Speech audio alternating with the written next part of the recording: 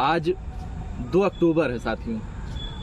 2 अक्टूबर इस भारतीय गणराज्य का तीसरा राष्ट्रीय पर्व के रूप में मनाया जाता है। पहला राष्ट्रीय पर्व 15 अगस्त 1947 जिस दिन हमारा देश आज़ाद हुआ था। दूसरा राष्ट्रीय पर्व 26 जनवरी 1950 जिस दिन हमारा गणतंत्र लागू हुआ था। और तीसरा राष्ट्र दिवस 2 अक्टूबर जिस दिन इस देश के एक महात्मा का जन्म हुआ था जिसका नाम है महात्मा गांधी। उनके जन्म दिवस को पूरा राष्ट्र दिवस के रूप में मनाता है। साथियों 2 अक्टूबर को गांधी जी का जन्म तो हुआ ही था और गांधी जी के बारे में बहुत सारी किताबें लिखी गई, बहुत सारी फिल्में उन पे बनाई गई, बहुत सारे लेख लिखे गए। उनको किसी पहचान की मोहताज नहीं है गांधी जी। नोट पे भी आज गांधी जी छपे हुए हैं। मगर साथियों 2 अक्टूबर को एक और महान शख्सियत का जन्म हुआ था इस देश के अंदर, जो भारत के दूसरे प्रधानमंत्री बने थे। जी हाँ, आप सही समझ रहे हैं, देश के दूसरे प्रधानमंत्री और सशक्त प्रधानमंत्री। 18 महीनों का कार्यकाल उनका रहा था और 18 महीनों के कार्यकाल में उन्होंने भारत को वो उपलब्धियां दिलाई थी जो पिछले 1947 से लेकर और जब 1964 में वो प्रधानमंत्री बने थे तब तक नहीं मिल पाई थी। मैं बात कर रहा हूँ छोटे से कदकाठी वाले और बड़ा जिगरा रखने वाले श्री लाल बहादुर शास्त्री जी के बारे में। साथियों 2 अक्टूबर का उनका जन्म हुआ, मुगल सराय में उनका जन्म हुआ था। शुरुआत में काशी विद्यापीठ से उन्होंने अपनी पढ़ाई करी, वहीं से उनको शास्त्री की उपाधि मिली थी। जो लोग कहते हैं लाल बहादुर शास्त्री, तो शास्त्री जो है वो उनकी एक उपाधि है। वो उपाधि काशी विद्यापीठ से जब वो पढ़ाई कर रहे थे तब उस दौरान उनको ये उपाधि उस विश्वविद्यालय से प्राप्त हुई थी। साथियों भारत के दूसरे प्रधानमंत्री थे लाल बहादुर शास्त्री जी। जवाहरलाल नेहरू के बाद भारतीय गणराज्य के स्वतंत्र भारत के वो दूसरे प्रधानमंत्री थे। जब वो दूसरे प्रधानमंत्री बने तो उन्होंने एक बहुत अच्छा नारा दिया था, जय जवान जय किसान का। ऐसा इसलिए दिया था क्योंकि 1965 में पहली बार भारत पे पाकिस्तान ने अटैक किया था। 3 वर्ष पूर्व 1962 में हम चीन से हार गए थे। पहला युद्ध जो भारत ने ऑफिशियल किसी देश के साथ लड़ा था तो वो चीन के साथ लड़ाई लड़ी थी। उस समय जवाहरलाल नेहरू इस देश के प्रधानमंत्री थे और दुर्भाग्य से भारत हार गया था। हिंदी चीनी भाई भाई का नारा देने वाला चीन, उसने पीठ पे छुरा घोंपा था साथियों। और उस युद्ध में हम बहुत बेरहमी से हारे थे। कई सैनिक हमारे खत्म हो गए थे, कई लाल इस धरती में समाहित हो गए थे। और उसके 3 वर्ष पूर्व जब देख रहा था पाकिस्तान, जो हमारा शुरुआत से दुश्मन रहा है, उसकी तो नियति रही है इस देश को कैसे तोड़ना है, इस देश पे कैसे कब्जा करना है। 1947 में जिस देश की नींव धर्म के नाम पे रखी गई साथियों, वो देश आज तक, आज की तारीख तक वो सिर्फ भारत के खिलाफ षड्यंत्र कैसे रचा जाए, भारत को कैसे तोड़ा जाए, इसी पे काम करता रहता है। इसी पे उसकी पूरी मशीनरी, जितनी भी सरकारी मशीनरी है, सब इसी पे काम करती रहती है। और उस वक्त जब 1962 में भारत चीन से हार गया, क्योंकि भारत का निर्माण ही 1947 में हुआ था। हालांकि अलग बात है कि भारत का कोई इतिहास नहीं है, अनंत काल से भारत है, लेकिन ऑफिशियली जो आज़ादी मिली थी वो 15 अगस्त 1947 को मिली थी, क्योंकि उससे पहले हमारे देश में लोकतंत्र की व्यवस्था नहीं हुआ करती थी।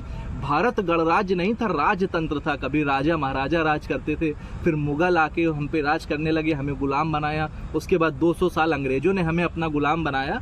तो साथियों 15 साल ही हमें आज़ादी को मिले थे और 1962 में चीन ने हम पर हमला कर दिया, जिसमें हम बुरी तरह से हार गए। और उसके बाद पाकिस्तान ने हमारी बुरी हालात को देखते हुए 3 साल बाद 1965 में, और उस समय नए नए प्रधानमंत्री भी बने थे, 1964 में ही हमारे लाल बहादुर शास्त्री जी ने प्रधानमंत्री पद की शपथ ली थी।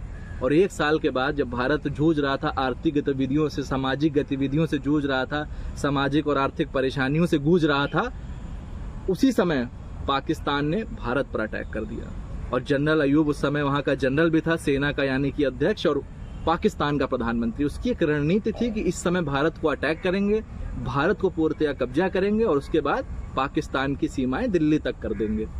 ये उसका एक मंसूबा था, एक सोच थी। और पूरी पाकिस्तान आर्मी की ये सोच थी कि यह सही समय है, पाकिस्तान भारत पे कब्जा कर सकता है, ये बिल्कुल राइट टाइम है। और सही बात, राइट टाइम है। अगर मैं समझता हूं कि लाल बहादुर शास्त्री के अलावा कोई भी प्रधानमंत्री उस समय होता है, लोग बहुत सारे प्रधानमंत्रियों का नाम लेते हैं, बहुत सारे प्रधानमंत्रियों के बारे में भी ऐसा कहते हैं कि इनके कार्यकाल में बहुत कुछ हुआ, इनके कार्यकाल में बहुत कुछ हुआ, इनसे अच्छा प्रधानमंत्री नहीं आया।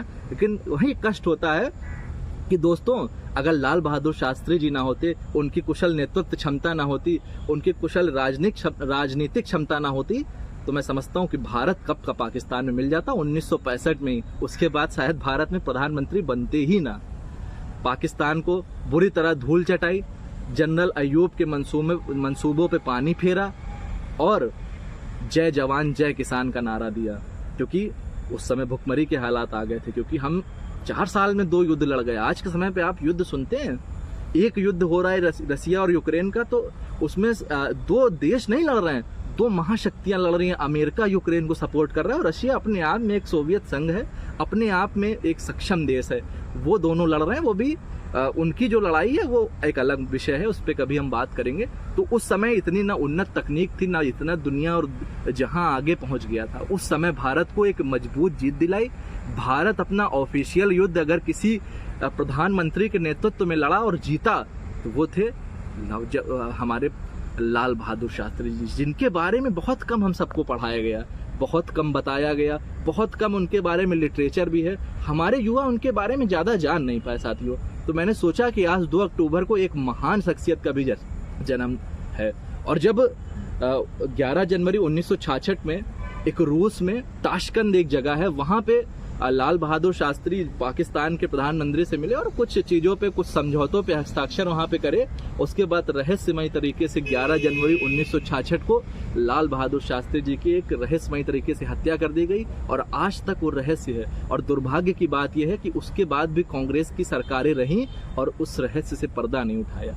अपने इतने ईमानदार प्रधानमंत्री और अपने इतने सशक्त प्रधानमंत्री जो 18 महीने तक भारत का नेतृत्व किया और पूरी दुनिया में भारत का डंका बजाया, ऐसे प्रधानमंत्री की मौत के बाद न जानने का प्रयास किया, न कांग्रेस के उसके बाद के प्रधानमंत्री ने सोचने का प्रयास किया कि हमारे देश का प्रधानमंत्री एक अन्य देश में गया और वहां से मर के वापस आया। क्या इस पे भारत को एक कड़ा रुख नहीं अपनाना चाहिए था? क्या उस समय जो रूस में सरकारें थी उनसे कड़े रुख में नहीं पूछना चाहिए था? आज मैं छोटा सा एग्जाम्पल दूंगा, लोग मुझे मोदी भक्त कह देंगे, उसमें कोई दिक्कत नहीं, कह भी सकते हैं कि जब अभिनंदन मारने गया था, पाकिस्तान में मारने गया था अपने मिग विमान से, और उसका प्लेन किसी तरह क्रैश हुआ और जो पाकिस्तान में कैद हो गया, 48 घंटे के अंदर भाई साहब वो अभिनंदन वापस आ गया था, सिर्फ एक विंग कमांडर था। तो ऐसा सशक्त प्रधानमंत्री इस समय देश में, तो उस समय भी सशक्तिकरण दिखाना चाहिए था। उस समय के बाद जितने भी प्रधानमंत्री और कांग्रेस की सरकार रही 1999 तक, फिर अटल जी प्रधानमंत्री बने पहली बार। कांग्रेस के अलावा पहला प्रधानमंत्री अगर कोई बना तो वो अटल बिहारी वाजपेयी जी बने, बाकी सब कांग्रेस के समर्थन से प्रधानमंत्री बने। तो साथियों मेरा कहना सिर्फ इतना है, मेरी बात सिर्फ इतनी है, मेरी जो सोच इतनी है कि लाल बहादुर शास्त्री जी के बारे में भी आप सब बताइए। लाल बहादुर शास्त्री जी के बारे में भी अपने युवाओं को बताइए, अपने बच्चों को बताइए कि 18 महीने का प्रधानमंत्री, और ईमानदारी की उनकी कस्में लोग उस समय भी खाते थे और आज भी खाते हैं। उनका राशन कार्ड था, वो अपनी तनख्वाह सारी दान कर देते थे, सरकारी बंगले में रहते थे, अपनी जो गाड़ी में उनको सरकारी जो तेल मिलता था उससे सिर्फ सरकारी काम निपटाते थे, उससे कभी निजी कार्य नहीं निपटाया। ऐसी बहुत सारी कहानियां हैं। ईमानदारी की एक अपने आप में अप्रतिम छवि है लाल बहादुर शास्त्री जी की, जो कभी भी भुलाए नहीं भुला सकते साथियों। और अगर आपको ये वीडियो अच्छी लगी हो तो ज़रूर शायद इसको शेयर करिएगा। मेरा फेसबुक अकाउंट है हिमांशु अवस्थी, उस पर जाके मुझे फॉलो करिएगा और आगे तक पहुंचाइएगा मेरी बात को।